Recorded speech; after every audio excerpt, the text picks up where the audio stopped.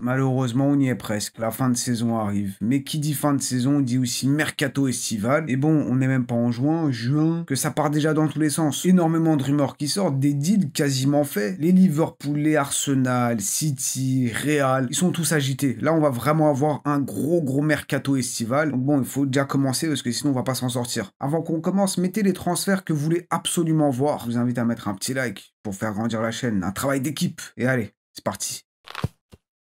Du coup, commençons par les Reds. Liverpool qui semble avoir déjà trouvé le remplaçant de Trent. C'est Jeremy Frimpong du Bayer Leverkusen. Et ça, c'est quand même un transfert très intéressant. Déjà, le prix, on parle de 35-40 millions, c'est à peu près le montant de sa clause libératoire. Quand tu sais qu'il a 24 ans, que bon, c'est quand même un joueur de qualité, tu te dis, pour ce marché-là, c'est pas beaucoup. Bon, moi, je pourrais pas me payer un Jeremy Frimpong, c'est sûr. Vous, je sais pas. Maintenant, quand tu regardes un peu ce marché, quand on l'analyse, c'est pas une énorme somme. Ça me choque pas. Enfin, justement, je pourrais être choqué, mais dans l'autre sens, parce que quand tu vois le montant de certains transferts, tu dis qu'un Jeremy Frimpong à 35 M, ça va, c'est une bonne affaire. Maintenant, est-ce que c'est une bonne idée? Est-ce que c'est une bonne idée pour Liverpool de ramener Frimpong? Parce qu'on a parlé de remplaçant pour Trent, même si Trent, c'est vrai que c'est un profil bien particulier, bien unique, il n'y a personne qui est comme lui, et bon, c'est quasi impossible de le remplacer. Maintenant, Frimpong, latéral, c'est juste parce qu'il joue sur le côté, mais je sais pas vraiment si on peut l'appeler latéral. Regardez sa hitmap, je vois un ailier. On peut parler de piston à la limite, et c'est à peu près le rôle qu'il a eu au Bayern, avec une défense à 3, et lui, il jouait quand même très haut, donc...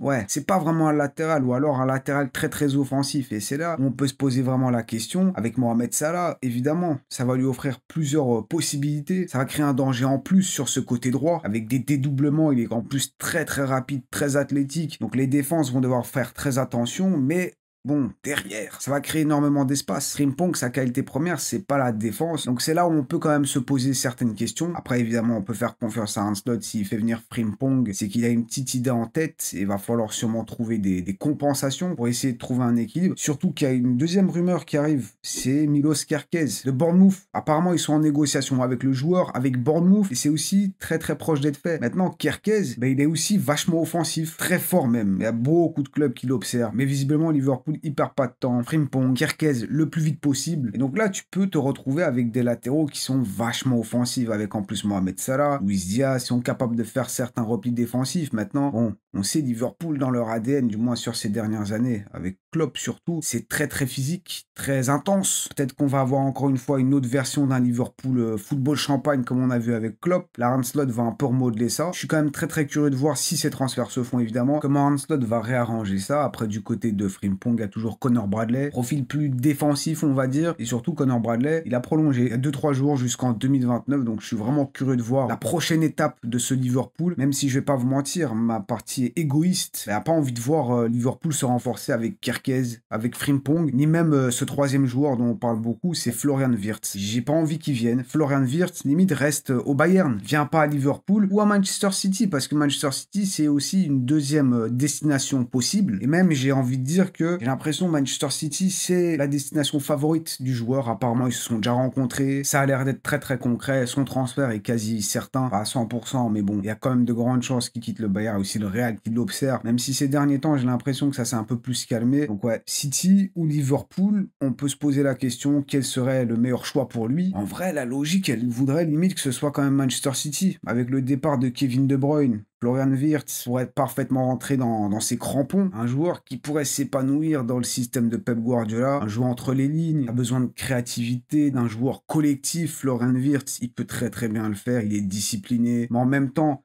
il aurait suffisamment d'espace pour s'exprimer. Même si c'est vrai que Pep Guardiola, il aime bien quand les choses sont carrées, millimétrées. Mais ce serait un transfert quand même très cohérent. Et de l'autre côté, Liverpool, en vrai, ouais, il pourrait jouer aussi, même s'il y a du Szoboszlai, t'as du Curtis Jones. Peut-être un poil moins naturel pour lui, quoi qu'en vrai, ça veut rien dire. Il pourrait s'adapter parfaitement. En vrai, les deux transferts seraient très intéressants, mais j'ai pas envie de les voir. Vraiment, viens... En fait, même si je pense qu'on a tous envie peut-être de le voir en première ligue et tout, mais limite, ouais, va au Bayern en fait, Florian. Le fan de foot n'a pas envie que t'ailles au Bayern, ce serait bien que t'ailles voir ailleurs, mais le fan d'Arsenal, il veut pas te voir ici dans ce championnat. Sauf si tu es Arsenal, mais ouais, ça semble compliqué. Bref, à City, il y a aussi peut-être l'arrivée de Reinders, et c'est là où je vous disais Kevin De Bruyne, Wirtz, Reinders, ça pourrait un peu remplacer le Gundogan. On a pu pu voir à certains moments, pourquoi pas, même si bon, évidemment, c'est pas exactement ça. Ouais, il y a quand même une certaine logique, les cases se cochent, se remplissent. Et Rangers à City, ça pourrait très très bien le faire. Ce serait dans la continuité de la reconstruction de Manchester City. Et bon, il y a aussi le Real, donc c'est pas encore fait totalement, même si apparemment, t'as des rumeurs qui disent que Manchester City serait prêt à mettre 50, 60, 70 millions, qui se sont déjà mis d'accord avec le joueur, donc ça semble être quand même très très proche d'être fait, surtout que Rangers, il a quand même prolongé il y a pas si longtemps que ça avec l'AC Milan, donc les fans de Milan étaient quand même plutôt rassurés de le voir prolonger et du coup de rester, mais visiblement, ouais, non, il pourrait partir. Et il y a aussi, évidemment, comme on a dit, le Real qui est intéressé. Ça pourrait le faire, surtout que c'est compliqué de refuser le Real. Ils sont peu nombreux, hein, ceux qui veulent pas y aller. Maintenant, moi, je vois quand même un problème. Reinders, il vient de prolonger. La politique de transfert du Real, non.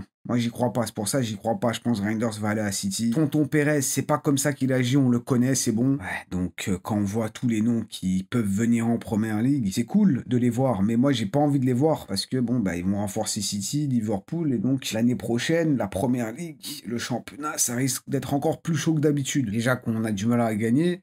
Bon, là, ça, ouais, ça va être un peu dur.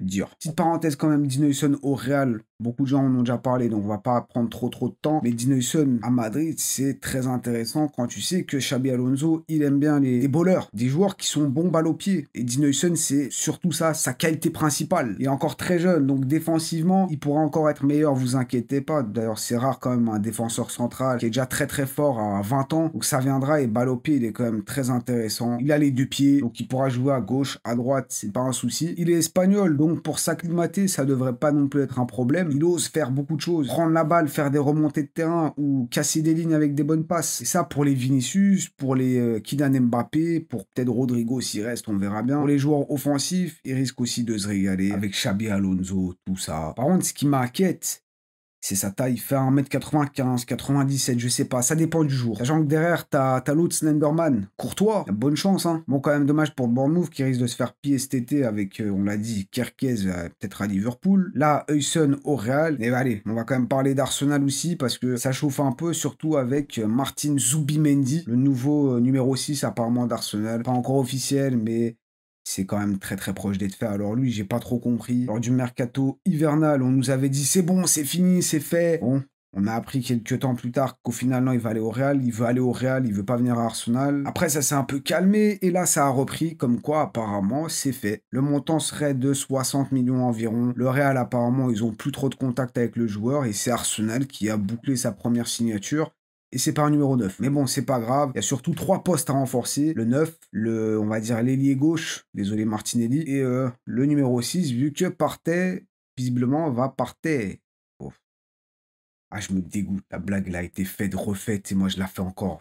Vas-y, laisse tomber. Mais là, il reste plus beaucoup de temps. Thomas Partey, ouais. Il a quand même fait du bon. Il a eu quand même une grosse période. Bon, ces derniers matchs, c'est pas trop ça. La finale, enfin la finale, j'aurais voulu. Mais le match face au PSG, je peux pas dire que c'est très très bon de sa part. Après, ça t'empêche pas non plus de signer Zubimendi, de prolonger d'un an ou deux Partey, pourquoi pas. Mais Zubimendi, s'il vient, c'est pour jouer. Et là où c'est quand même très intéressant, je vais pas faire l'acteur, je le connais pas non plus. Sur le bout des doigts, je me suis un peu renseigné. Mais avec Zubimendi, tu ramènes quand même un vrai numéro 6.